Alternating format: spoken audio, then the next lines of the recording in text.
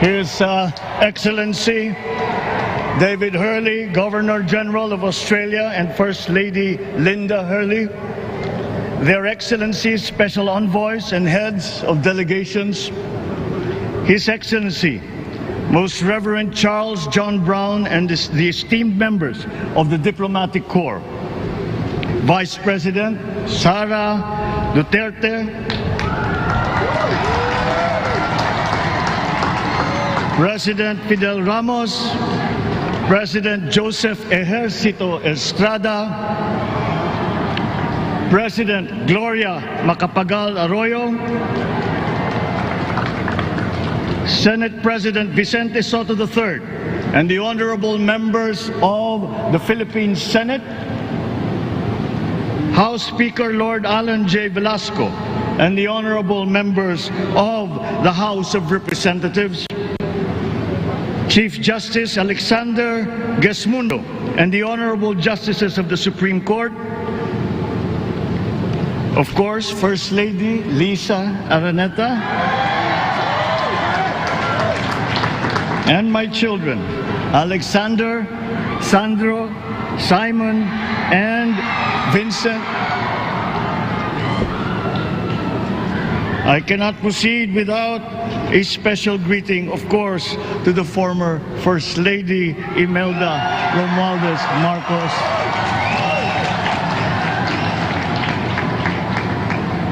Other distinguished guests, ladies and gentlemen, my friends, ang aking minamahal na mga kababayan, magandang tanghali po sa inyong lahat. This is a historic moment for us all. I feel it deep within me. You, the people, have spoken, and it is resounding.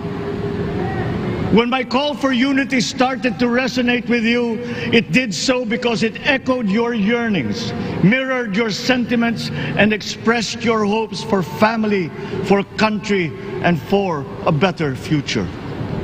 That is why it reverberated and amplified as it did, to deliver the biggest electoral mandate in the history of Philippine democracy.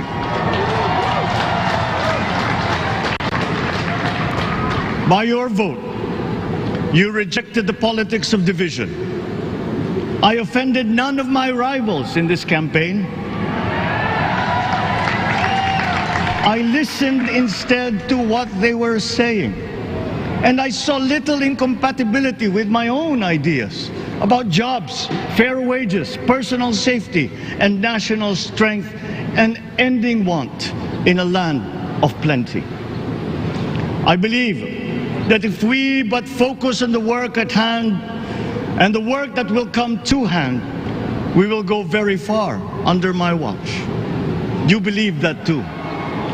At pinakinggan ko ang tinig ninyo na ang sinisigaw ay pagkakaisa, pagkakaisa, pagkakaisa. We will go farther together than against each other, pushing forward, not pulling each other back, out of fear, out of a misplaced sense of weakness. But we are the furthest from weak. The Filipino diaspora flourishes even in the most inhospitable climes, where they are valued for their quality. The changes we seek will benefit all and will shortchange no one. I was not the instrument of change. You were that. You made it happen. I am now. You picked me to be your servant, to enable changes to benefit all. I fully understand the gravity of the responsibility that you've put on my shoulders. I do not take it lightly, but I am ready for the task. I will need your help. I want to rely on it.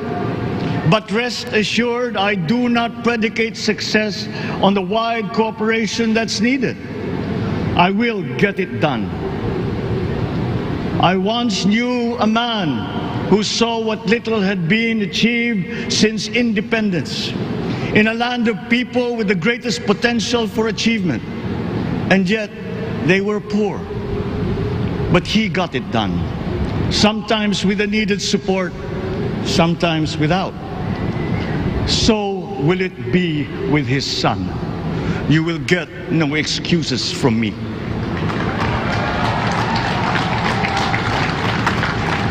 I am here not to talk about the past. I am here to tell you about our future. A future of sufficiency, even plenty, of readily available ways and means to get done what needs doing. By you, by me. We do not look back, but ahead. Up the road that we must take to a place better than the one we lost in the pandemic. Gains made and lost, opportunities missed, well-laid plans superseded by the pandemic. Indeed, ours was the fastest growing economy in ASEAN by ways now outdated.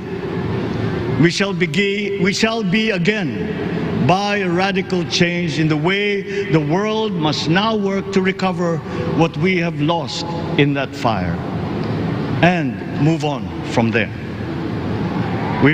We face prospects of the spread of the war abroad, of which we are totally blameless. We seek friendship with all. But countries like ours will bear the brunt of it. And if the great powers draw the wrong lessons from the ongoing tragedy in Ukraine, the same dark prospect of conflict will spread to our part of the world. Yet, there is more out there. Like going forward by new ways of doing that the pandemic forces to adopt. A stronger resilience, quicker adaptability. They are our best prevention. They are our best protection. Quiet reflection in a rough and tumble campaign of a breadth and intensity never experienced revealed some of them, such as the willingness to listen despite the noise, the hesitation to quarrel over differences, and to never, ever give up hope of reconciliation. These gave me the peace to ponder deeper. There are hints of a road not taken that could get us out of here quicker to something better, something less fragile. There is also what you, the people, did to cope. But this time empowered by new techniques and more resources. You got by, getting some of what you needed with a massive government help. And for this, I thank my predecessor for the courage of his hard decisions. But there is a way to put more means and choices in your hands. I trust the Filipino. Imagine how much more you'd achieve if government backstops instead of dictating your decisions. Always there to pick you up when you fall. Giving what you need to get past a problem. Imagine if it invested in your self-empowerment to bring it closer to taking on whatever challenges come. Imagine a country that, in almost every sense, is you. Now imagine what you and government can achieve together. We did it in the pandemic. We will do it again. But again, I will not predicate my promise to you on your cooperation. You have your own lives to live, your work to do, and there too I will help. Government will get as much done alone without requiring more from you. That is what government and public officials are for. No excuses, just deliver. It was like that once upon a time.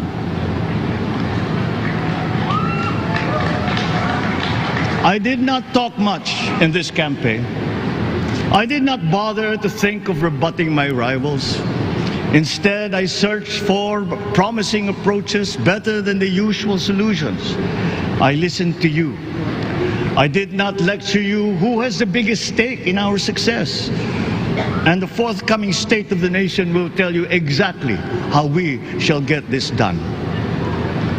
In this fresh chapter of our history, I extend my hand to all Filipinos. Come, let us put our shoulders to the wheel and give that wheel a faster turn to repair and to rebuild and to address challenges in new ways, to provide what all Filipinos need, to be all that we can. We are here to repair a house divided, to make it whole, and to stand strong again in the bayanihan way, expressive of our nature as Filipinos. We shall seek, not scorn dialogue, listen respectfully to contrary views, be open to suggestions coming from hard thinking and unsparing judgment, but always from us Filipinos. We can trust no one else when it comes to what is best for us. Past history has often proven that. Solutions from outside divided us. None deepened our understanding. They were always at our expense. Never forget, we are Filipinos. One nation, one republic, indivisible. We resisted and never failed to defeat foreign attempts to break up our country in my father's watch. His strongest critics have conceded that. So let us all be part of the solution that we choose. In that lies the power to get it done. Always be open to differing views, but ever united in our chosen goal. Never hesitating to change it, should it prove wanting. That is how agile, resilient republics are made. Our future we decide today. Yesterday cannot make that decision anymore, nor can tomorrow delay it. The sooner we start, the surer and quicker the prospect of achieving our future. These are troubling times. What's happening to others can happen to us, but it will not. We see what's happening. We are witness to how it is being stopped, and we have seen the glory that crowns struggle against all odds. Giving up is not an option. We've been through times of bitter division, but united, we came through to this when it shall begin again, but better. The campaigns I've run have taken me here where I stand today. I listened to you, and this is what I have heard. We all want peace in our land. You and your children want a good chance at a better life in a safer, more prosperous country. All that is within reach of a hard-working, warm, and giving race. Your dreams are mine. Pangarap nyo ay pangarap ko. How can we make them come true? How can we do it together? But I will take it as far as anyone with the same faith and commitment can, as if it depended entirely on himself. Sa pangarap na maging mapayapa ang ating bansa, ang pangarap nyo ay pangarap ko. Sa pangarap na maging maunlad ang ating bansa, ang pangarap nyo ay pangarap ko. At sa pangarap na maging mas masinang ang kinabukasan natin at ng ating mga anak, ang pangarap nyo ay pangarap ko. We are presently drawing up a comprehensive, all-inclusive plan for economic transformation. We will build back better by doing things in the light of the experiences that we have had, both good and bad. It doesn't matter. No looking back in anger or nostalgia. In the road ahead, the immediate months will be rough, but I will walk that road with you. The pandemic ravaged bigger economies than ours. The virus is not the only thing to blame. What had been well built was torn down. we will build it back better. The role of agriculture cries for the urgent attention that its neglect and misdirection now demands. Food self-sufficiency has been the key promise of every administration. None but one delivered. There were inherent defects in the old ways and in recent ways too. The trade policy of competitive advantage made the case that when it comes to food sufficiency, a country should not produce but import what other countries make more of and sell cheapest. Then came Ukraine. The most vulnerable when it comes to food are the countries furthest away from the conflict, those bearing no blame for provoking it. Yet they face the biggest risk of starvation. If financial aid is poured into them, though it never is, there is nothing to buy. Food is not just a trade commodity. Without it, people weaken and die. Societies come apart. It is more than a livelihood. It is an existential imperative and a moral one. An agriculture damaged and diminished by unfair competition will have a harder time or will have no prospects at all of recovering. Food sufficiency must get the preferential treatment the richest free trade countries always gave their agricultural sectors. Their policy boils down to don't do as we do. Do what we tell you to. I am giving that policy the most serious thought if it doesn't change or make more allowances for emergencies with long-term effects. There is a parallel problem in our energy supply. Sufficient fossil fuel-free technology for whole economies has yet to be invented. And it is not seriously tried by rich countries. Again, consider the response of the richest countries to the war in Ukraine. But surely, a free world awash with oil can assure supplies. Or we will find a way.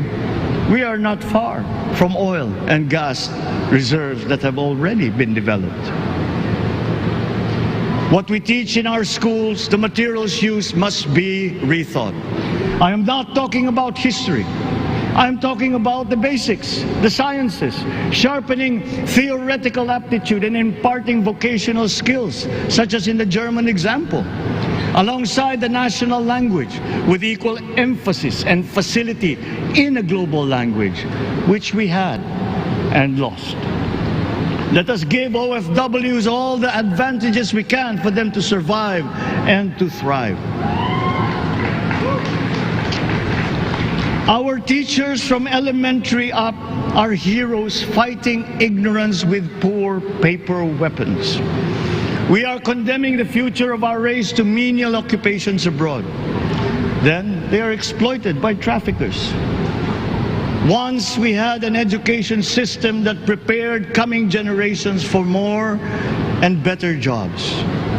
There is hope for a comeback. Vice President and soon-to-be Secretary of Education, Sara Duterte Carpio, will fit that mission to a T. We won't be caught unprepared, under-equipped, and understaffed to fight the next pandemic. To start with, we never got over the pandemic of poor, if any, free public health. The last major upgrade of a public health system, exemplified by the resources poured into PGH, predates the current shambles by 3 generations. Our nurses are the best in the world. They acquitted themselves with the highest distinction abroad, having suffered even the highest casualties. With the same exemplary dedication, at home, they just got by. They are out there because we cannot pay them for the same risk and workload that we have back here. There will be changes starting tomorrow. I am confident because I have an OPLEC in my cabinet. There were shortcomings in the COVID response. We will fix them out in the open. No more secrets in public health. Remember, I speak from experience. I was among the first to get COVID. It was not a walk in the park. My father built more and better roads, produced more rice than all administrations before his. President Rodrigo Roa Duterte built more and better than all the administrations succeeding my father's. Much has been built, and so well, that the economic dogma of dispersing industry to develop the least likely places has been upturned. Development was brought to them. Investors are now setting up industries along the promising routes built. And yet, the potential of this country is not exhausted. Following these giant steps, we will continue to build. I will complete on schedule the projects that have been started. I'm not interested in taking credit. I want to build on success that's already happening. We will be presenting the public with a comprehensive infrastructure plan. 6 years could be just about enough time. No part of our country will be neglected. Progress will be made wherever there are Filipinos, so no investment is wasted. The recovery of Philippine tourism, with its emphasis on accessing nature's beauty, I am sure will exceed expectations. And bigger is not always better, but there's something to be said for economies of scale. And yet the country invites investments in fast-rising industries with quick returns and inflicts irreparable damage for future generations.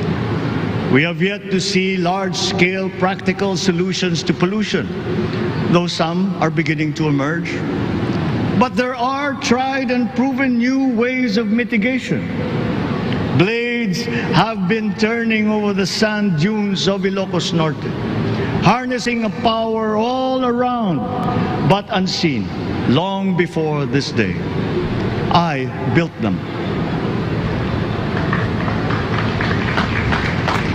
The rich world talks a great deal, but does a lot less about it than those with much less, but who suffer more death and destruction from climate change and lack of adaptation. We will look to our partners and friends to help the Philippines, who, despite having a very small carbon footprint, is at the highest risk. First, spare victims, then help them recover, and move on to lessen the harmful impact of climate change. We too have our part to play. We are the third biggest plastics polluter in the world, but we won't shirk from that responsibility. We will clean up. You will not be disappointed, so do not be afraid. With every difficult decision that I must make, I will keep foremost in my heart and in my mind the debt of gratitude I owe you for the honor and responsibility that you have conferred on me. Whatever is in a person to make changes for the better of others, I lay before you now in my commitment. I will try to spare you. You have your other responsibilities to carry. But I will not spare myself from shedding the last bead of sweat or giving the last ounce of courage and sacrifice. And if you ask me why I am so confident of the future, I will answer you simply that I have 110 million reasons to start with. Such is my faith in the Filipino.